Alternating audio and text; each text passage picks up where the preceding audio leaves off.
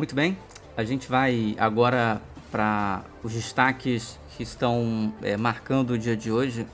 Hoje, dia 21 de março de 2023, a gente tem o seguinte destaque que está na TV Brasil e que a gente gostaria de reproduzir para que vocês possam acompanhar, que é o caso de balas, né, perdidas, de pessoas que morreram por balas perdidas no Rio de Janeiro e que acumula já 45 vítimas, né, nesse primeiro trimestre de 2023. A reportagem é da TV Brasil, nós vamos acompanhar. Só este ano, 45 pessoas foram atingidas por balas perdidas na região metropolitana do Rio de Janeiro, mais do que o dobro em relação ao mesmo período do ano passado. No último fim de semana, 3 pessoas foram baleadas, 2 morreram. Nas redes sociais, amigos e familiares de Jean Gerry, de 17 anos, se despediram do adolescente.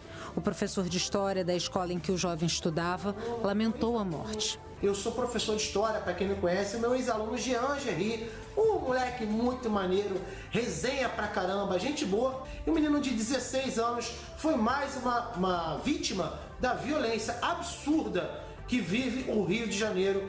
Jean era atleta de vôlei no Grêmio Social Esportivo Rocha Miranda.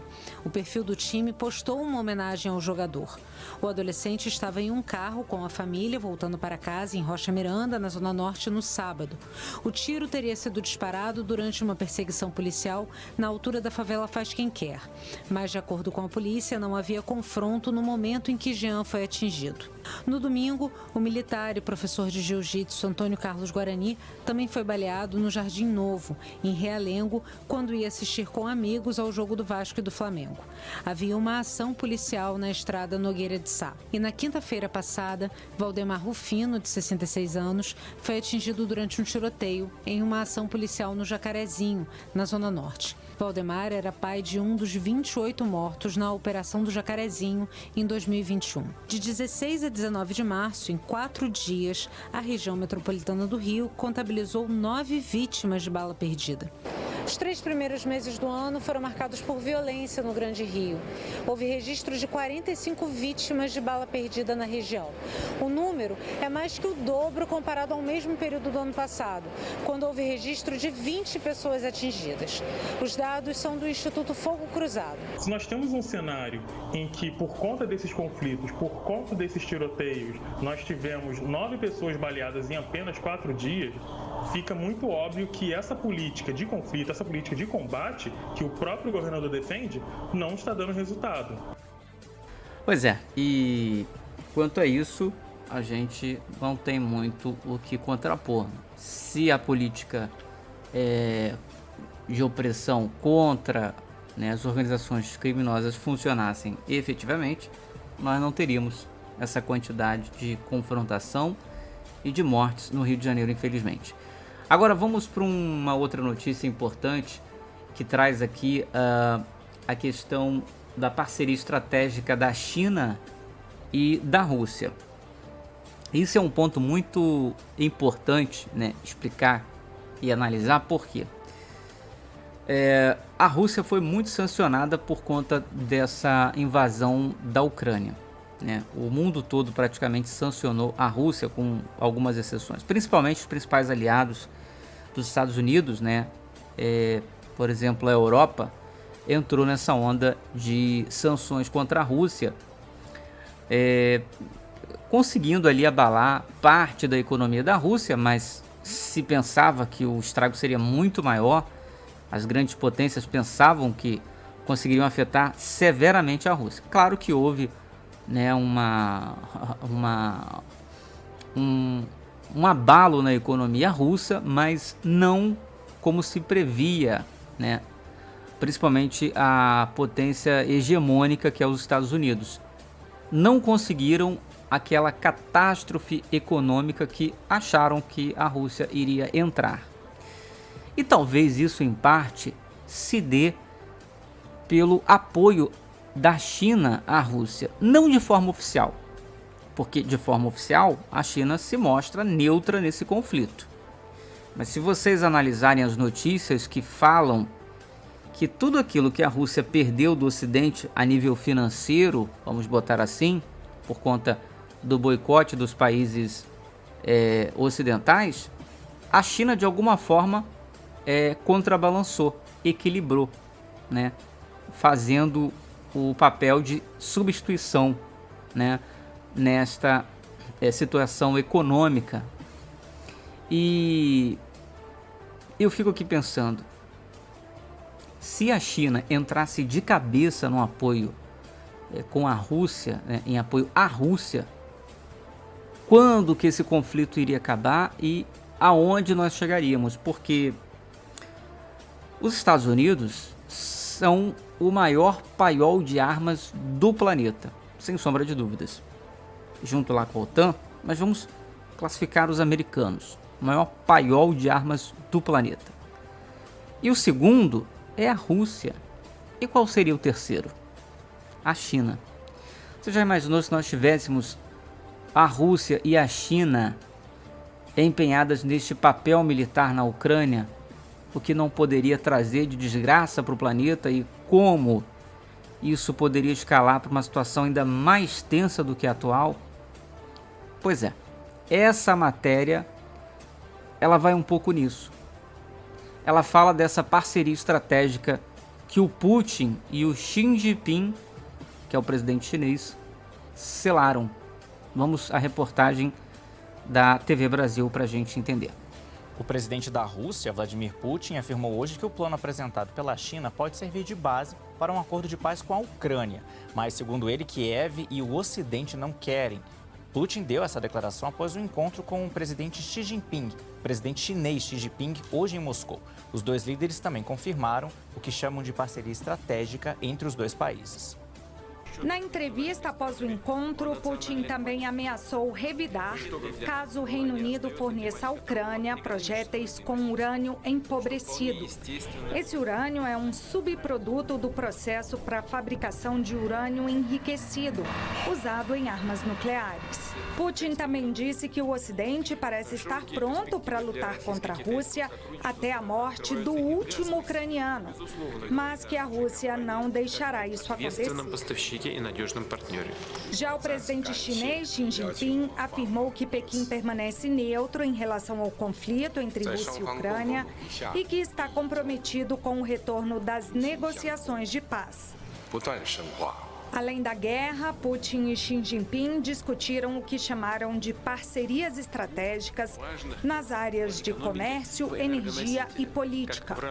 Antes do início da guerra, China e Rússia já haviam anunciado o estreitamento de laços. Desde então, a China aumentou a compra de produtos russos, especialmente petróleo. O Ocidente também acusa a China de fornecer armas para a Rússia, o que Pequim nega. Tá vendo? O Ocidente acusa a China de fornecer armas. Porém, a China tem negado esse fornecimento. E, como vocês puderam observar na matéria, a China está fazendo o papel de substituir as compras do Ocidente, porque pararam de comprar por causa das sanções e, de alguma forma, a China está tentando equilibrar essa falta do Ocidente. É claro que você não vai conseguir entrar com um equilíbrio de 100% das perdas que a Rússia teve, né, com essas sanções, mas não fica no 0 a 0. Por isso que a gente não vê a Rússia quebrando. Essa é a explicação. E os países têm demonstrado que estão cada vez mais ligados, né, nesta parceria estratégica dos dois gigantes, né? Eu sou Maurício Júnior, espero que você tenha gostado do nosso vídeo. E antes de eu fechar aqui o vídeo, deixa eu fazer aqui uma colocação, uma apresentação, que você acesse o nosso site, o nd1.com.br. Ele tem ali colunas e blogs interessantíssimos com opiniões e análises. Você pode conferir a minha coluna Radar ND1, que é assinada por mim, Maurício Júnior. O último artigo, inclusive, é sobre os protestos que estão ocorrendo na França. Protestos na França contra reformas podem jogar o país no colo da ultradireita. Essa é uma análise que eu faço a respeito dessa onda de protestos e como isso pode fortalecer a ultradireita, né? E, enfim, virar o jogo lá na França, que é um importante país da Europa. Aí, além de política, nós temos também blogs e colunas ligadas ao nosso entretenimento, né? A parte de entretenimento do ND1. Temos aqui, por exemplo, uma coluna muito interessante do André Naves, que é um defensor público muito qualificado e que assina sua coluna aqui com a gente no ND1. Eu queria até fazer aqui uma pequena leitura de um pequeno trecho da coluna, porque é interessante, né? E é sobre síndrome de Down. Os avanços na inclusão... Perdão, tive uma falha aqui na minha voz. Síndrome de Down. Os avanços na inclusão e os grandes desafios na educação e no mercado de trabalho, por André Naves. Celebrar a vida das pessoas com síndrome de Down, assegurando a elas liberdade e oportunidades na educação, no mercado de trabalho, nas diversões, iguais a outras pessoas, é o objetivo do Dia Mundial da Síndrome de Down, que é comemorado anualmente em 21 de março, que é hoje, por isso que eu estou lendo esse artigo. E no atual contexto, verificamos que a inclusão de pessoas com Down tem avançado, mas ainda há muito a ser feito. Leis brasileiras são um grande estímulo à empregabilidade e acesso ao ensino. No entanto, a realidade mostra que muitas vezes essas leis não são cumpridas, ou quando são cumpridas, o são pela metade, já que falta muitas vezes uma boa estrutura de apoio para agregar os portadores da síndrome e deixá-los à vontade e felizes. Temos hoje muitos exemplos positivos de inclusão na educação e no mercado de trabalho que devem ser destacados.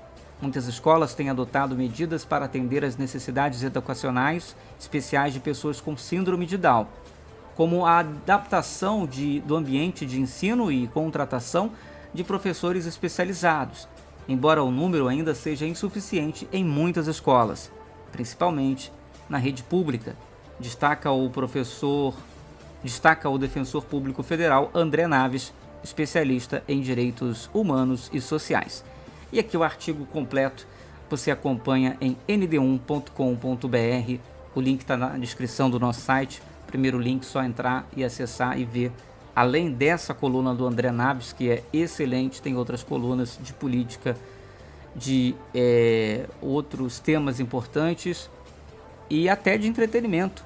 Você que quer saber do que acontece ao redor do mundo de televisão, de celebridades, enfim, bastidores, né?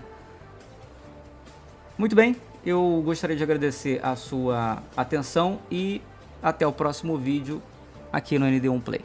Se você gostou, deixe o seu like, compartilhe, comente e não esqueça de se inscrever no nosso canal. Agradeço a todos vocês, desde já muito obrigado e até o próximo vídeo, se Deus quiser. Tá certo, gente? Até a próxima.